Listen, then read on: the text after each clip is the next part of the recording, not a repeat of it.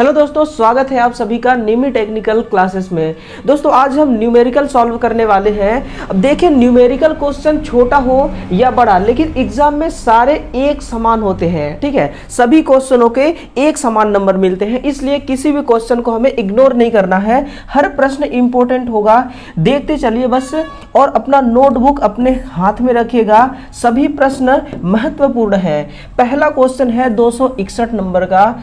किसी 3 फेज का AC generator के स्टेटर स्लॉट में कुल 24 खांचे और 4 पोल हैं। ठीक है, तो बताइए डिस्ट्रीब्यूशन फैक्टर कितना होगा, है ना। हमें डिस्ट्रीब्यूशन फैक्टर देखना है। दोस्तों डिस्ट्रीब्यूशन फैक्टर को केडी से डिनोट करते हैं, और इसका जो मान है इकाई के करीब होना चाहिए, है ना।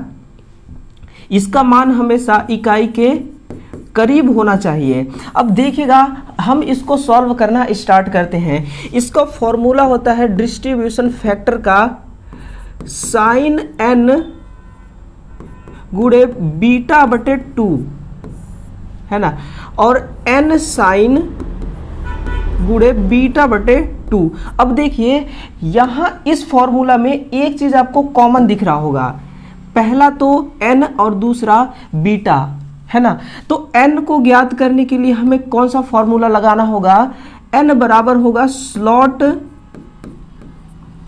इस स्लॉट को भाग देना होगा हमें पोल और फेज के साथ, तो हमें n प्राप्त हो जाएगा। और बीटा के लिए पाई गुणे स्लॉट, इसको भाग देना होगा पोल के साथ, तो हमें बीटा प्राप्त हो जाएगा। अब देखिए, हम इस आंकड़ों को रखते हैं इस फॉर्मूला के अनुसार। साइन, पहले हमें n ज्ञात करना होगा, है ना। तो n देखिएगा दोस्तों, n ज्ञात करने के लिए हमें स्लॉट दे रखा है 24 खांचे, टोटल है 24 खांचे, और पोल है 4, और हमारी जनरेटर है 3 फेज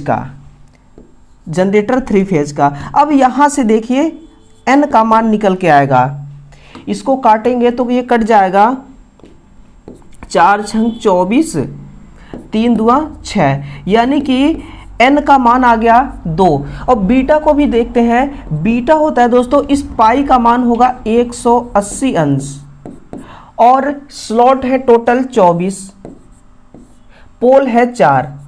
अब इसको भी काटिए, ये भी कट जाएगा 6 से, है ना, और 6 त्रिक 18, यानी कि ये कितना हो गया 30 अंश। बीटा हमें 30 अंश मिल गया, एन हमें 2 मिल गया। यहां से अब देखिएगा, हम फॉर्मूला को सेट करते हैं।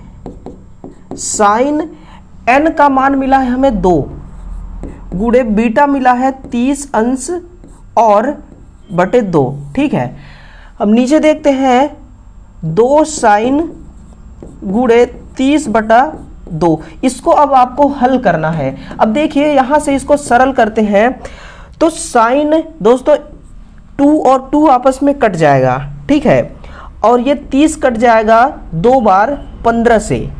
ठीक, तो क्या होगा फॉर्मूला हमारा, साइन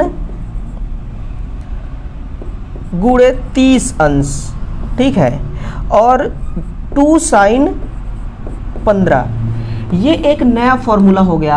अब इसके आगे बढ़ते हैं। साइन 30 का मान होता है 0.50, है ना, 0.50, और 2 साइन 15 का मान होता है 0.26, लगभग होता है 0.26। ठीक है, 25 से अधिक होता है लगभग 0.26। अब देखिएगा, यहां से हम क्या करते हैं, इस पॉइंट को और इस पॉइंट को कर देते हैं कट।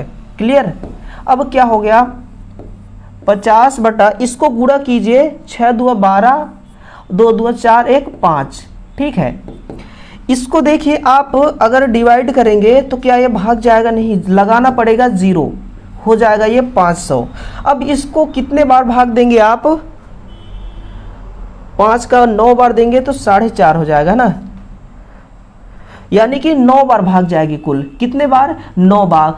अब देखिए ये 0.9 जो है ये किसके करीब है? ये इकाई के करीब है। इसका मतलब कि हमारा आंसर बिल्कुल सही है। ऑप्शन ए है 0.6, ऑप्शन बी में दे रखा है 0.03 जो कि गलत है, 0.23।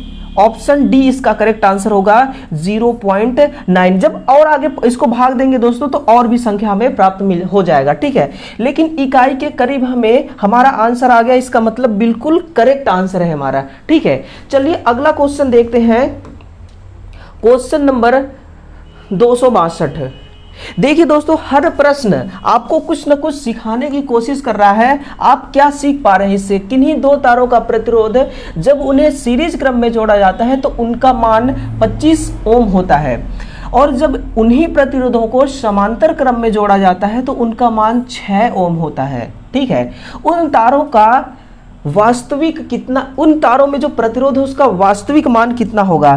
देखते हैं। सबसे पहले हम क्या करेंगे, ऐसा क्वेश्चन जब भी एग्जाम में आना तो आप ये देखना कि पहले इन ऑप्शनों को खंगालना, ठीक है। सबसे पहले देखते हैं कि 10 और 10 इसको हम सीरीज में जोड़ेंगे तो 25 होना चाहिए, तो ये हो गया 20। 11 और 15 को जोड़ेंगे हो जाएगा 26, ये अधिक हो गया, ठीक है। 15 और 10 को जोड़ेंगे तो ये होगा दोस्तों 25। लेकिन हमें ये कहा गया है कि जब इन्हीं को समांतर क्रम में जोड़ेंगे तो 6 ओम होना चाहिए। तो इसको सॉल्व करते हैं।